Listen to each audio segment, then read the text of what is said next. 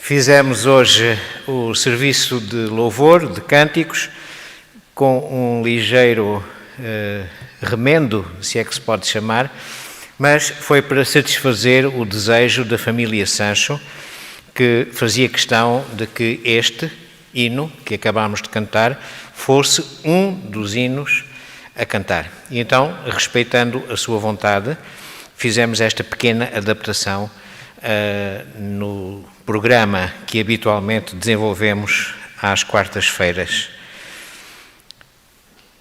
Procurei como título para a mensagem de hoje uma palavra. Uma palavra que anda muito nas nossas bocas, quer pela positiva, quer pela negativa. Ou seja, porque precisamos dela ou porque começamos a perceber que se calhar não há. Bom, estou a falar de esperança. E sobre esperança, gostaria que nós lêssemos em primeiro lugar no Salmo 65, o versículo 5. Salmo 65, o versículo 5.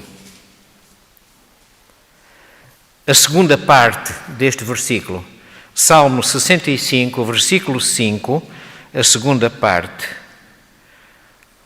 Ó Deus, Salvador nosso, esperança de todos os confins da terra e dos mares longínquos.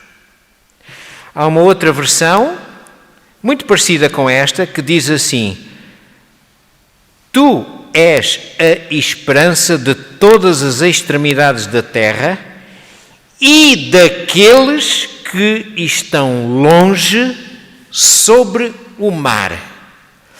É interessante este texto porque nos traz a ideia daqueles que estão no mar, no oceano.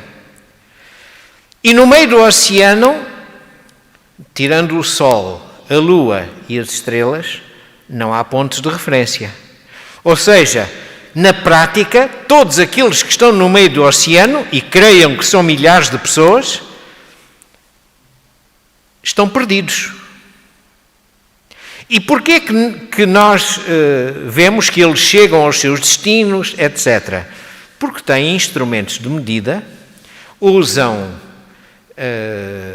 vários instrumentos para determinar a distância, a questão da costa, têm o GPS, enfim, há uma série de instrumentos baseados em várias tecnologias e eles sobrepõem as informações destes instrumentos todos e sabem exatamente onde é que estão. E não estão perdidos porque têm confiança nos meios de orientação de que dispõem. Sabem que os portugueses deram um contributo muito grande na sequência dos descobrimentos, deram um contributo muito grande exatamente para as técnicas de navegação e para o cálculo das rotas e para a orientação dos navegadores.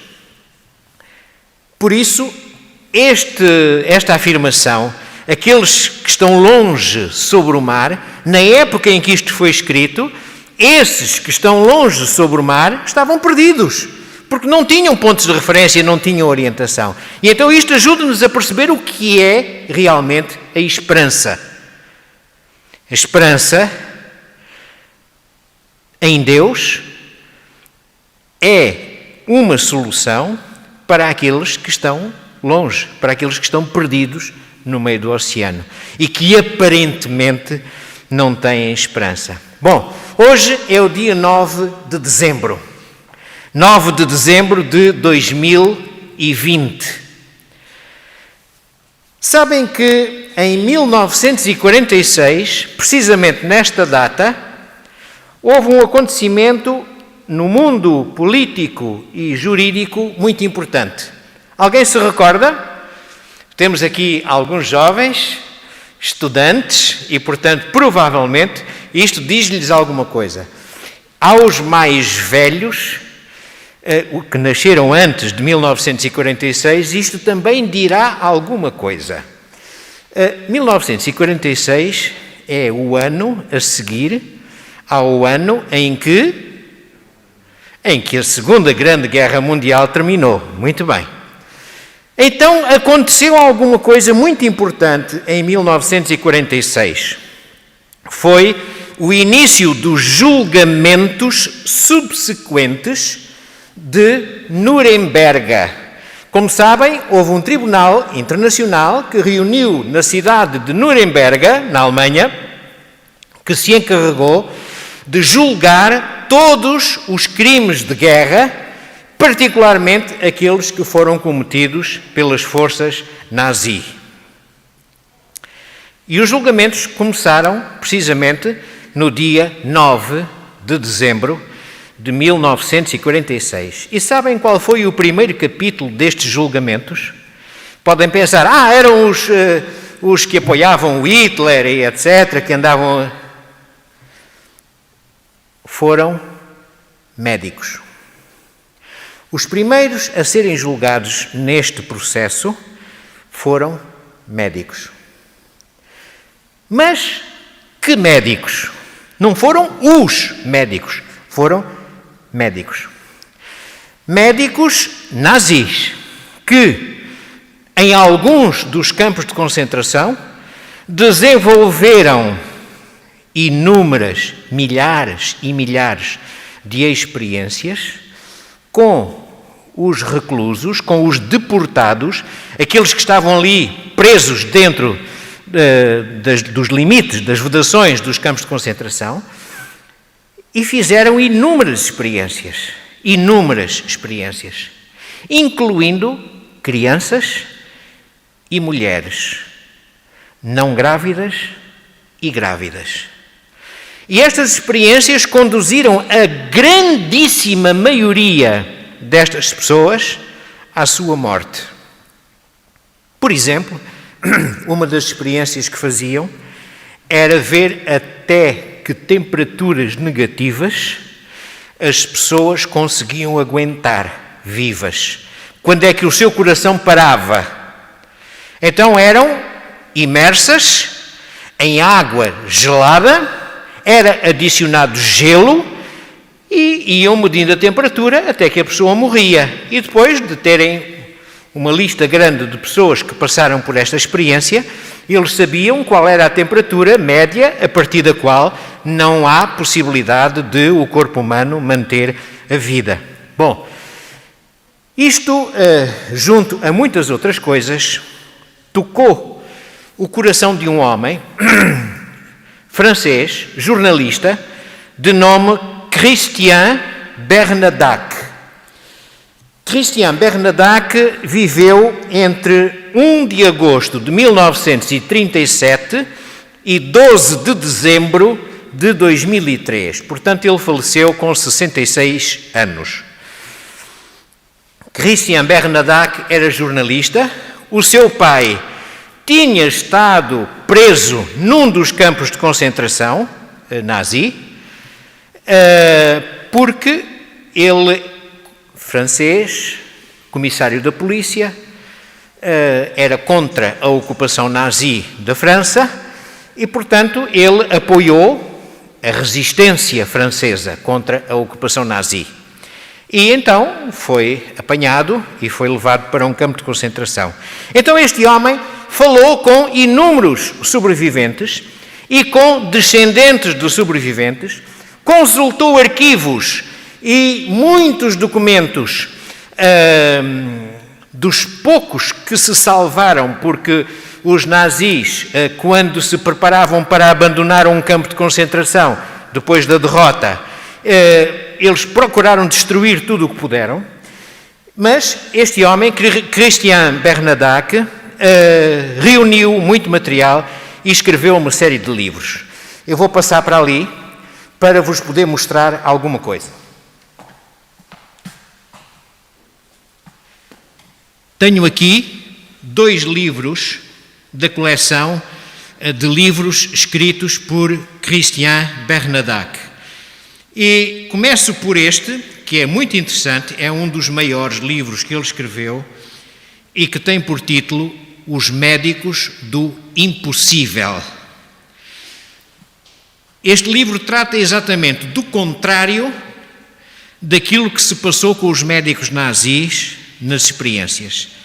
São histórias de médicos que estavam deportados, portanto estavam presos nos campos de concentração, e que com as suas artes e com o seu jeito, com a sua sabedoria, com a sua sensibilidade, procuravam adiar a morte, seja nas câmaras de gás, seja nos crematórios, daqueles reclusos que iam ser mortos. Então, quando vinham as tropas alemãs ou os oficiais e soldados das SS buscar um grupo grande de pessoas para os levar para aquilo que eles chamavam o duche, estes médicos às vezes inventaram doenças naqueles deportados e conseguiram que eles vivessem mais algumas horas, alguns, mais alguns dias, outros, e até que sobrevivessem ainda alguns. Os médicos do impossível. Este livro foi-me oferecido, não este aqui, mas um igual a este, porque aquele a que eu me refiro na história ficou nas coisas que eu perdi quando saí de Angola a caminho de Portugal, em 1975. Mas não descansei enquanto não arranjei outro igual. Foi-me oferecido quando eu tinha 14 anos de idade. Foi-me oferecido pelo meu irmão, o meu irmão do meio, Daniel Esteves. E eu li-o com todo o interesse e fiquei tão marcado que procurei depois encontrar os outros livros escritos por Christian Bernadac sobre este tema. Bom, mas a questão dos médicos, do julgamento dos médicos, levou Christian Bernadac a escrever este livro. Sabem qual é o título? Os Médicos Malditos. Muito bem posto este título, porque realmente aqueles médicos faziam tudo menos a salvação das pessoas, menos cuidar da saúde das pessoas. Eles fizeram tudo à custa de matar pessoas ou de simplesmente deixar morrer pessoas nas piores condições que se pode imaginar. Eu agora vou passar outra vez para aquele lugar para nós continuarmos a nossa meditação. Peço desculpa por esta agitação. Ainda vou ter daqui a pouco de voltar aqui, está bem? Portanto, a nossa equipa que está lá em cima hoje tem que fazer horas extraordinárias. Depois nós resolvemos isso, está bom? Bom,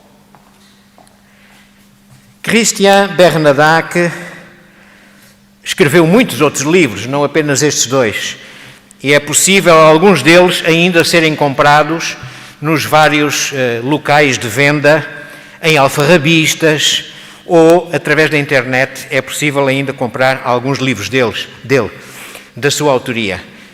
Foram vários, não vou agora gastar-vos tempo com outros pormenores. Bom, em 1979, no dia 9 de dezembro, houve um acontecimento muito importante. Sabem o que foi? Foi certificada a erradicação da varíola. A varíola é uma doença tremenda, causada por um vírus, que causa bolhas na pele, que se transformam em pus, deixando cicatrizes tremendas na pele, principalmente na face, e que tem um índice de letalidade, ou seja, mata uma boa percentagem das pessoas que são atingidas por esta doença.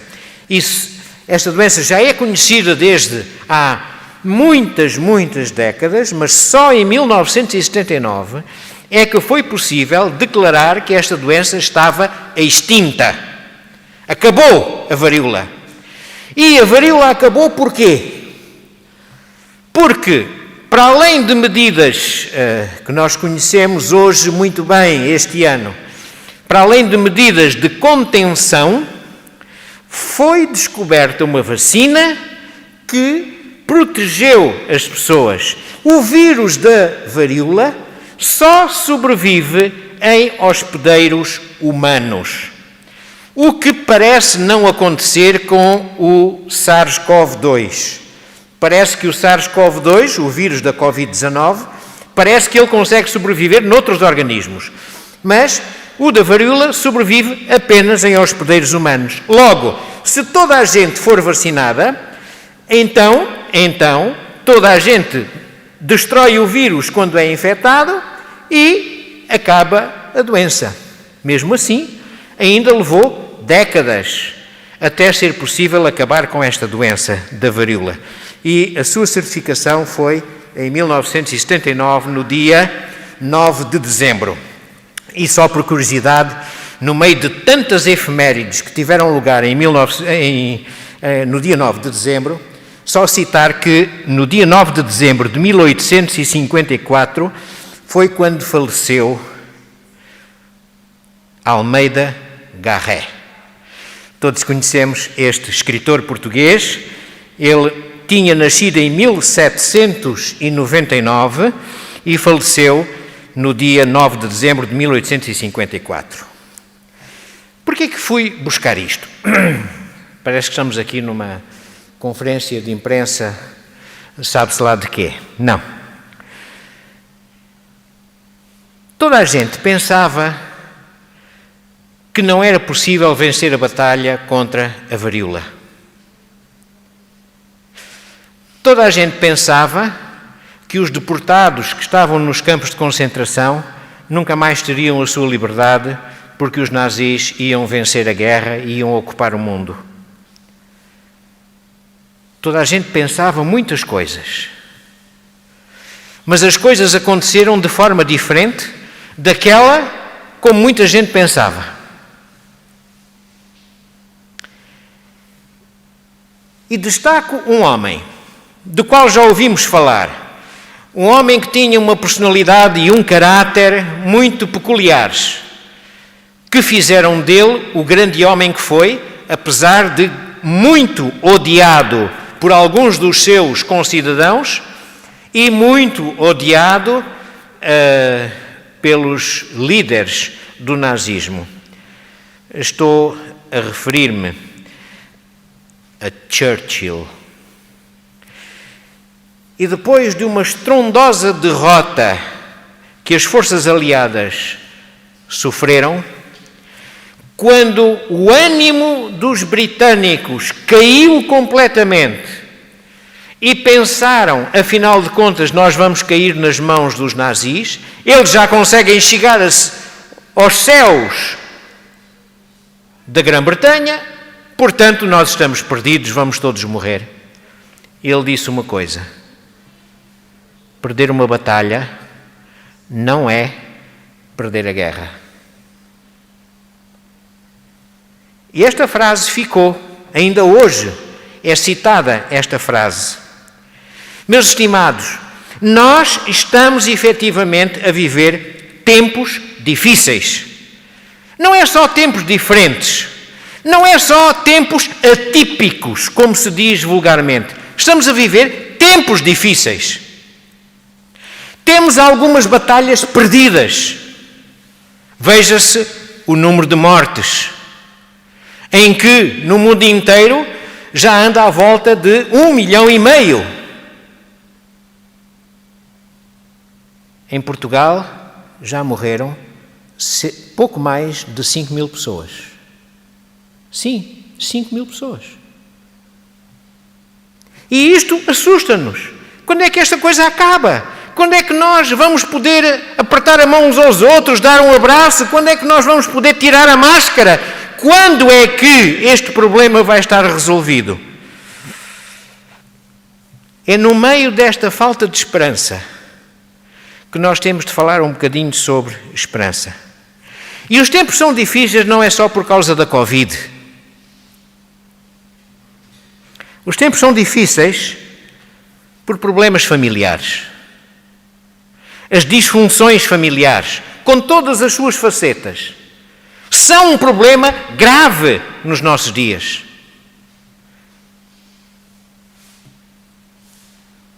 O luto, a perda de entes queridos, seja por esta doença terrível que afeta o mundo inteiro, seja por outras situações. Quando nós vemos pessoas que achamos serem boas perderem a sua vida, quando nós vemos crianças morrerem, quando nós vemos jovens, como foi aquela jovem esta semana, perderem a sua vida de forma tão estranha e difícil de perceber, nós sentimos que estamos a viver tempos difíceis. Outra coisa que nos afeta em termos familiares é precisamente a separação dos membros da família por uma questão de sobrevivência económica. As pessoas migram para outros países para poderem sobreviver, para poderem ganhar o suficiente para sobreviver. E são muitos aqueles que têm de passar por esta experiência. Chegam a estar 6 meses, 10 meses, 1 ano, alguns mais do que 1 ano, completamente isolados e separados da sua família. E a estes problemas juntam-se os problemas financeiros. A perda de emprego. Vemos tudo o que está a acontecer. Com esta situação, empresas que fecham. E pessoal que fica sem trabalho. Já não bastava nós já termos esse problema, quando a isso se vem adicionar esta situação tremenda que estamos a enfrentar. Outras vezes, são as famílias que não conseguem gerir os créditos em que se metem, os compromissos financeiros que adquirem. E, portanto, a dimensão destes compromissos é excessiva, maior do que os rendimentos, separando-se aquilo que é necessário para as despesas correntes da família. E isto leva várias famílias a pedirem socorro e a declararem a sua própria insolvência. Mas também os problemas de saúde. Já falámos da Covid-19. Mas e os cancros? Quando o cancro atinge uma pessoa, o que é que acontece? Aos seus familiares e a si próprio. Ficamos logo assustados, ficamos logo a pensar, pronto, acabou-se. E sabemos que a luta pela sobrevivência, que, graças a Deus, em muitos casos já é possível, mas a luta pela sobrevivência é um percurso difícil. E se falarmos das demências? Quando a demência ataca um elemento de uma família, devo dizer-vos que é absolutamente destrutivo das pessoas dessa família que têm de lidar com este problema. E não são os dementes que têm culpa de estar dementes, porque a demência, ou as demências, são doenças. Inicialmente, aqui há uns anos atrás, talvez há uns 20 anos atrás, pensava-se que as demências afetavam mais as pessoas que não leem, as pessoas que não usam o cérebro. Mas já chegámos à conclusão de que isto não é verdade. E há muita gente que usou sempre muito o seu cérebro e que foi atingida por esta grave doença, em que a pessoa se vai alheando progressivamente da realidade. E nós não conseguimos saber o que é que se passa dentro das suas cabeças. No meio deste quadro de problemas na família, problemas financeiros, problemas de saúde, é fácil as pessoas perderem a esperança. É fácil ficarmos como um navegador solitário sem instrumentos de navegação no meio do oceano, perdidos. Mas aquilo que eu gostaria que nós hoje considerássemos é que ainda há esperança. Ainda há esperança. Isto não vos diz nada? Ainda há esperança. Gostava de ter ouvido aí um amém convicto. Bom, mas o que é a esperança? Vamos ao dicionário. É agora que eu vou passar outra vez para aquele microfone. Bom, eu trouxe um dicionário, que é o dos dicionários Editora, Dicionário da Língua Portuguesa, este da Porto Editora. É a 7ª edição. E se viermos à procura da palavra esperança, preparem-se para a leitura. Nós vamos encontrar aqui uma descrição muito curiosa e que é quase textual com a definição de esperança que nós encontramos no dicionário que hoje é mais usado, que é a Wikipédia, que todos os internautas conhecem. Esperança é um substantivo feminino que traduz confiança na aquisição de um bem que se deseja. E depois acrescenta: virtude teologal que inclina a vontade a confiar na bondade e omnipotência divinas e a esperar na vida eterna pelos méritos de Cristo. É uma expectativa. Já viram que curioso?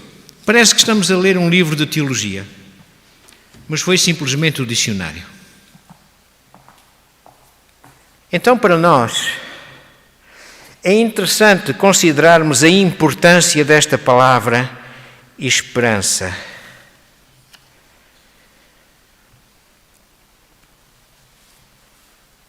Podemos nós esperar, então, pela cura dos cancros?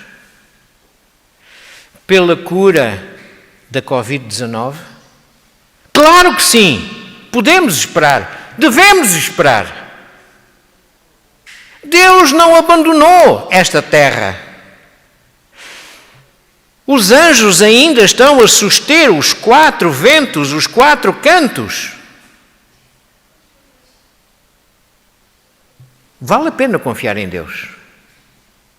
Bom, agora temos aí uma polémica desgraçada com as vacinas. Porque as vacinas assim, porque as vacinas assado. Então vai-se buscar argumentos de há 50 anos atrás acerca das vacinas e para dizer ninguém se deve vacinar, etc. Bom, eu não vou aqui dizer se devem ou não devem vacinar-se, porque isso é uma decisão individual. Só quero advertir o seguinte. Há vacinas de vários tipos diferentes. Dentro de alguns dias vai haver um programa na Novo Tempo Portugal que vai abordar precisamente esse assunto. E, portanto, será possível obter mais alguns esclarecimentos, mas há material para quem quiser ter espírito aberto e perceber o que é que está a passar-se em relação às vacinas. Nunca na história da humanidade foi possível produzir e começar a usar uma vacina em tão curto espaço de tempo. Nunca. É a primeira vez. A investigação necessária para se obter uma vacina pronta oscila à volta de 15 anos. Algumas um pouco menos, outras vão até aos 20 anos.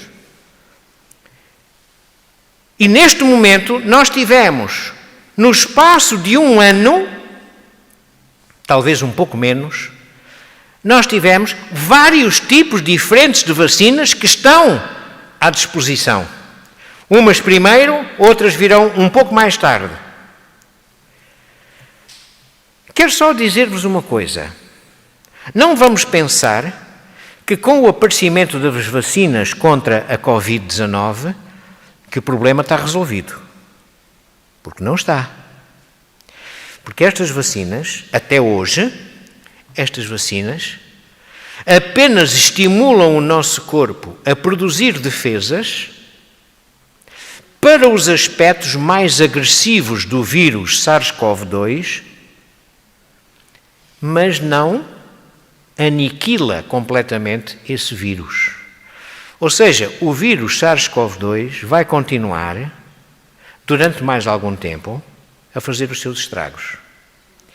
E aqueles que estiverem vacinados, em grande percentagem, estarão protegidos para as formas mais graves de doença causada por este vírus, mas podem, ainda assim, contrair o vírus, e o que é mais grave é que, mesmo não sabendo que o contraíram, podem transportá-lo e contagiar outros, com as consequências que isso pode ter.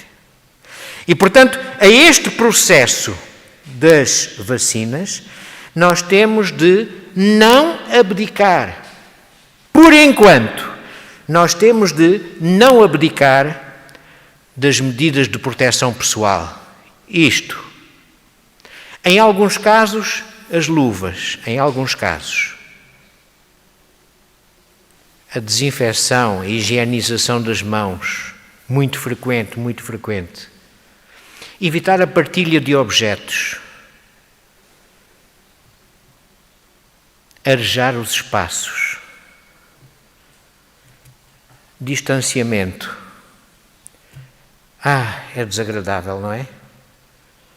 As saudades que eu tenho de estar sentado no banco da igreja, com o banco cheio de pessoas e todos a cantar. Mas, meus estimados, agora não podemos. E não é porque as autoridades nos digam que não podes. É que o bom senso diz-nos, não faças isso.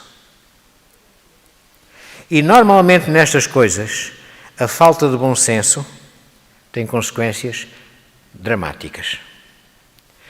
A etiqueta respiratória, a forma como nós tossimos e espirramos, termos coragem para não vir à igreja quando estamos com sintomas, ainda que possam não ser de Covid, mas é melhor ficarmos em casa, para que os nossos irmãos não fiquem depois preocupados, assustados, enfim. Mas há ou não há esperança? Gostaria de vos convidar a fazermos uma viagem pela Palavra de Deus. E vamos ao livro de Provérbios, capítulo 10, versículo 28. E vamos começar a ver aqui alguma coisa acerca da verdadeira esperança. O que é a verdadeira esperança? Provérbios, vamos ao capítulo 10, ler o versículo 28. A esperança dos justos é o quê? A esperança dos justos é alegria. Mas a expectação dos perversos perecerá. Porquê é que a expectação dos perversos perecerá? Aqui, quem são os perversos? São aqueles que não têm a esperança no Senhor. E a sua esperança perecerá porquê? Porque eles perecem. E, portanto, a esperança perece com eles. Mas a esperança dos justos é alegria. Amém? Então, já vimos que a verdadeira esperança é a esperança dos justos. Agora vamos a Romanos 12, 12. A Epístola do Apóstolo Paulo aos Romanos, capítulo 12, versículo 12. 12, 12 de Romanos. E vamos ler o versículo que nos completa esta ideia. 12, 12. Então lemos assim: regozijai-vos na esperança, sede pacientes na tribulação, na oração perseverantes. Então, a esperança está aliada à alegria, como nós lemos há pouco, mas também à paciência para suportar a tribulação, as dificuldades e para nos motivar à oração. Estamos numa reunião de oração e já tivemos um excelente momento de oração. E a oração pode ser resultado da esperança que temos, mas também pode alimentar a esperança. Finalmente, outra característica da verdadeira esperança. Apocalipse, capítulo 21. Vamos mesmo para o fim da Bíblia, quase mesmo a acabar. No capítulo 21 de Apocalipse, vamos ler o versículo 1 e o versículo 4. 21, 1. Vi um novo céu e uma nova terra, pois o primeiro céu e a primeira terra passaram e o mar já não existe. Ou seja, algo vai acabar. E agora no versículo 4.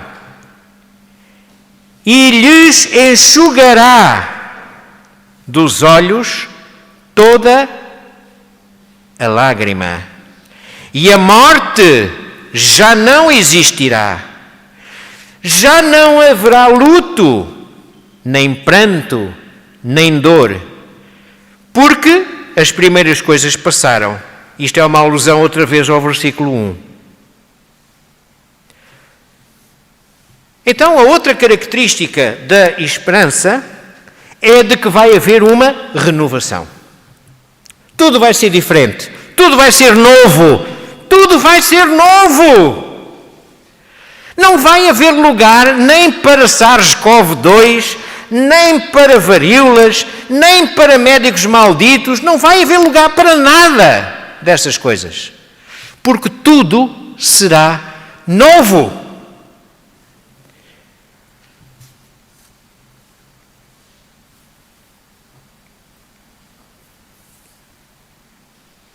Há um ditado português que diz: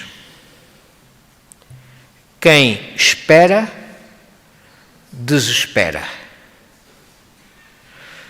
E há outro que diz: quem espera, sempre alcança. Bom, nós podemos pensar, estes ditados são contraditórios, mas não são. Porque um fala de esperar, estar à espera. Eu marquei um encontro com um amigo e estou à espera que ele venha e ele não aparece. Isto é estar à espera. Então, quem está à espera, desespera. Mas quem tem esperança, quem espera com esperança, sempre alcança. Agora, a decisão é de cada um de nós. Em qual das duas é que nós nos colocamos? Em estar à espera e desesperar, ou em ter esperança e acontecer algo de extraordinário? Sempre alcança. Esta esperança é uma bênção. Jeremias 17, 7.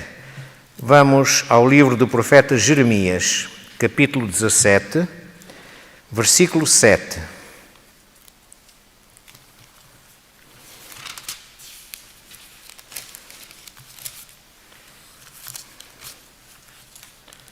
Dezessete, 7 de Jeremias.